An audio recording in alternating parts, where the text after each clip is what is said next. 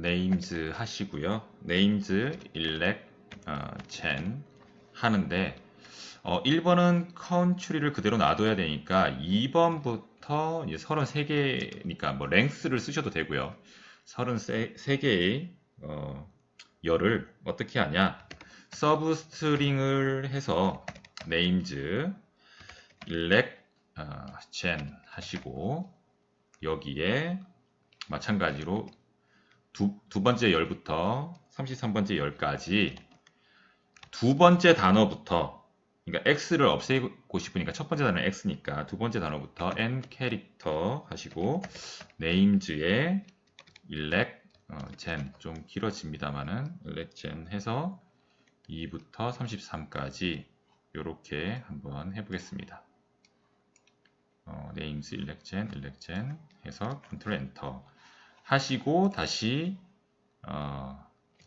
일렉 여기서 글림스로 볼게요. 글림스 일렉 gen 이렇게 한번 보겠습니다. 이렇게 보면 이제 속성 자체가 컨츄리부터 해서 1985, 1986 이런 식으로 됐죠. 헤드로도 한번 보겠습니다. 일렉 gen 이렇게 한번 보면 여기 보면 컨츄리 1985, 1986 해가지고 쭉쭉쭉쭉 이렇게 저장이 되는 것을 알 수가 있습니다. 그러니까 2번 열부터 33번째 열까지 이렇게 이름을 정해줬죠.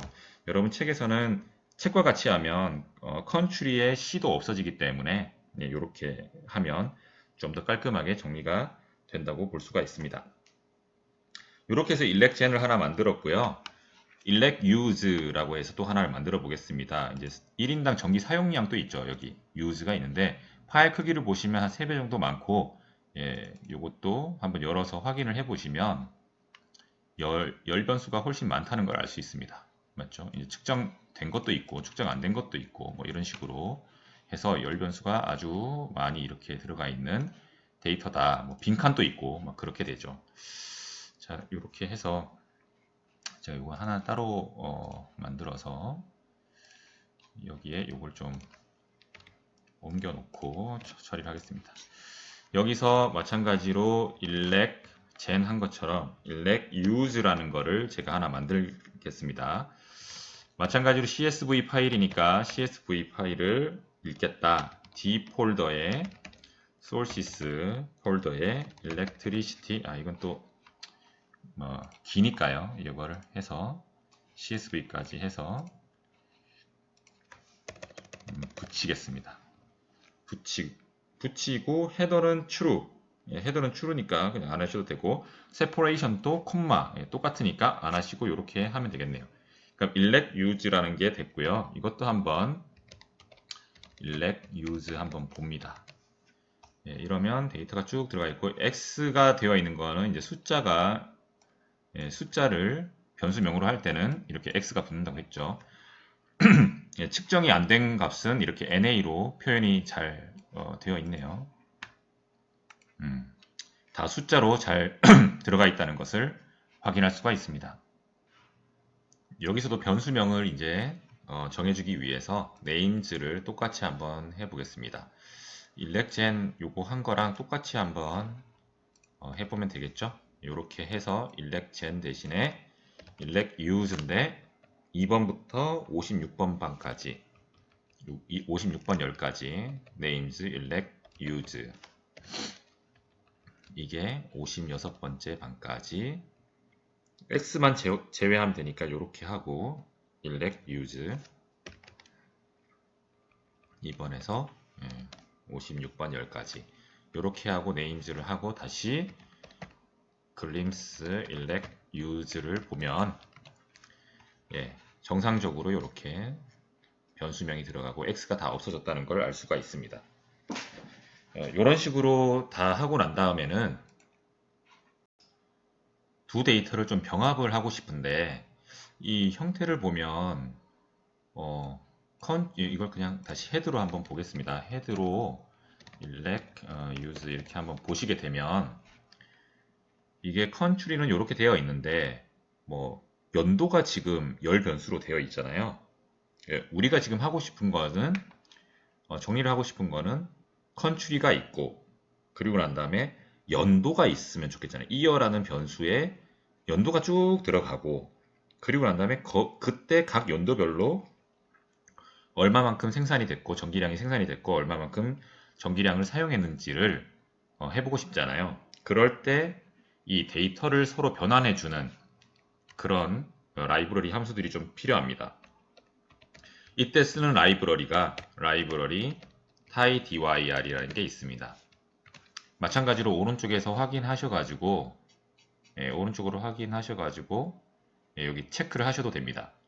체크하면 이제 라이브러리가 장착이 되는 것이죠.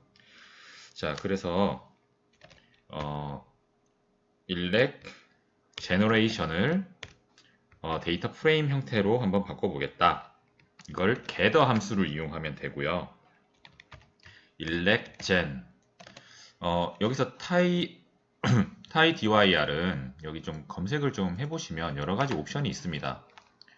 gather 함수가 있고요. gather 함수가 있고 뭐 spread 함수가 있고 separate 함수가 있고 그리고 난 다음에 united 함수가 있습니다. 여러 가지 함수들을 이 tydyr에서 제공을 하고 있고요. 이런 것들의 옵션을 잘 활용을 해서 쓰면 됩니다. 지금 gather 함수 같은 경우가 좀 많이 사용되는 것 중에 하나는 이렇게 테이블 형태로 되어 있는 거를 다시 이렇게 세로로 긴 형태로 정리를 해준다는 거죠. 지금은 이게 지금 형태의 표는 어떻게 되어 있냐면 컨트리가 있고 연도가 있잖아요. 그 연도를 저는 이렇게 넣고 싶은 거잖아요. 이럴 때는 gather를 쓰시면 됩니다. 요것을 반대로 하고 싶을 때는 스프레드를 쓰시면 됩니다. 이런 옵션들은 한번 검색을 잘 하셔가지고 사용을 해보시면 되고요. gather 함수에 대해서도 한번 공부를 해보시는 게 도움이 많이 될 것 같습니다. 그러니까 어떤 테이블 형태에 있는 것을 좀 긴 형태로 바꾸고 싶다. 와이드 형태를 롱 형태로 바꾼다고도 얘기하는데 elect gen 이란 데이터를 마이너스를 쓰고 여기서 쓰는 거는 여기에 대해서 이제 정리를 하는 거고요. 키, 이건 바꾸지 않을 것들, 키, country는 그대로 쓰고 키는 하나는 year라는 변수를 하나 하고요. 키의 값은 뭐냐면 electricity generation 해가지고 요 값을 저장을 하겠습니다. 이렇게 한번 저장을 하고요. 그리고 이렇게 했을 때 그러면 글림스로 한번 보겠습니다. 어떻게 바뀌었는지 elect gen df를 보시면 이제는 이렇게 되어 있습니다. country, year, electricity, generation 이렇게 되어 있죠. 3개의 변수로 묶였습니다. 3개의 변수로 묶이고 아까 전에 위에 있던 그 변수들 있죠. 변수들 그 뭐 1900 몇 년 했던 거는 키로 묶고요. 나머지 거기 안에 대응됐던 값들은 electricity generation으로 묶인 겁니다. 이런 식으로 3개의 변수로 이렇게 했고 요거를 헤드를 해서 한번 보겠습니다. elect gen df 해서 보면 이제 우리가 예전에 계속 그 데이터 프레임 형태로 했던 것처럼 country, year, 그리고 electricity generation 이렇게 해가지고 요 세 열로 나타났죠. 이게 어떻게 보면 또 편리하게 볼 수 있는 방법일 수도 있고 아까 전처럼 볼 때 또 장점이 있는 측면도 있고 그런 차이가 좀 있습니다. 자, elect use도 한번 해볼까요? elect use를 df 데이터 프레임 형태로 하겠다. gather 함수를 쓰고요. elect use 하시고 country는 그대로 이제 쓰고 키는 마찬가지로 year로 하나 하고요. 그리고 value는 그러니까 키는 아까 전에 그 위에 있던 열 변수가 이제 year로 묶인다는 거고요. value라는 것은 값들인데 electricity use 이렇게 해서 대응되는 값들이 electricity use라는 변수에 묶이게 됩니다. 요걸 해서 마찬가지로 헤드를 보면 elect use df 이렇게 한번 해보는 거죠. 해보면 이렇게 3개의 열에 그 국가랑 연도랑 그리고 그때 사용했던 전기 사용량, 인당 전기 사용량이 이렇게 정리가 됩니다. 이것도 뭐 나중에는 그룹화 해가지고 뭐 컨트리 그룹, 뭐 이어별로 뭐 이런 식으로 해서 그룹화해서 또 쓸 수가 있겠죠. 그럼 마지막 이제 할 것은 전체를 제너레이션과 이거 전체를 한번 묶어 보겠습니다. 뭐 elect, gen, use 이걸 동시에 묶겠다라는 것은 머지 함수를 쓰면 되겠죠. elect, gen, df와 elect, use, df 우리가 만들었던 걸 두 개를 하고 글림스로 한번 볼까요? 글림스, elect, gen, use 하면 인당 사용량과 생산량과 사용량이 동시에 들어가겠죠. 그래서 country와 year 기준으로 이제 쭉 묶여지는 거죠. 그래서 electricity generation과 electricity use 이렇게 해서 되게 됩니다. 이거 head로 한번 다시 보면 elect, gen, use 이렇게 해보시면 아까 전에 첫 번째 generation까지는 여기 세 개의 열이 있었고요. 그리고 그 elect, use, df 같은 경우에도 첫 번째 country year 있고 electricity use가 있었죠. 근데 이게 이제 같이 통합돼서 저장되어 있음을 알 수가 있습니다. 여기까지 하고 이제 tie-dir 사용법도 조금 배웠는데요. 이런 경우가 있습니다. 그러니까 테이블 형태로 저장되는 게 좋을 수도 있고 어떤 경우에는 저렇게 연도가 저기 열 변수로 있는 것이 더 좋을 때가 있습니다. 나온 김에 하나 정도 더 설명을 하려고 합니다. 여러분 책의 221페이지고요. 물론 다음 장이긴 한데 221쪽에 보면 단원 문제 2번이 있습니다. 에어 퀄리티 데이터를 이용을 해서 이런 그래프를 어떻게 그리겠느냐, 어떻게 데이터 가공을 해야겠느냐 측면에서 5장의 입장만 봐서 5장에서 배운 내용 측면만 봐서 한번 다뤄보도록 하겠습니다.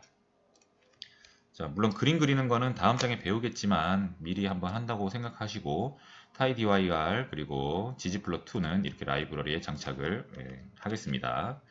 하고 난 다음에 에어 퀄리티를 한번 그냥 볼게요.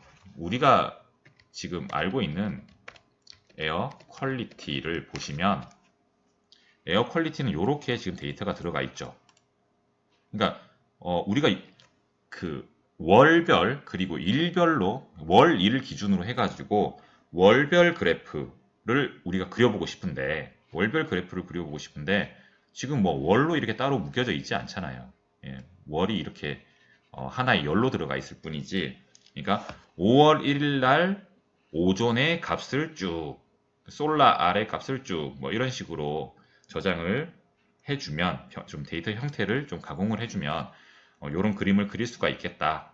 예, 그런 생각이 좀 들죠. 그래서 에어 타이디라는 것을 변수를 하나 만들고 아까 말한 겟더 함수를 썼습니다.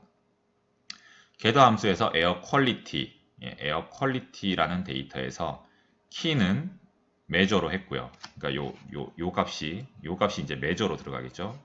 예, 값은 그냥 value라고 했고요. day와 months에 대해서 이제 정리를 한 거죠. 이렇게 해서 한번 보시면 에어 타이디를 한번 봅니다. 그럼 어떻게 되어 있냐? 예, 이제는 아까는 좀 약간 테이블 형태였다 그러면 months와 day에 대해서 정리를 한 거죠. 예, month day. 예.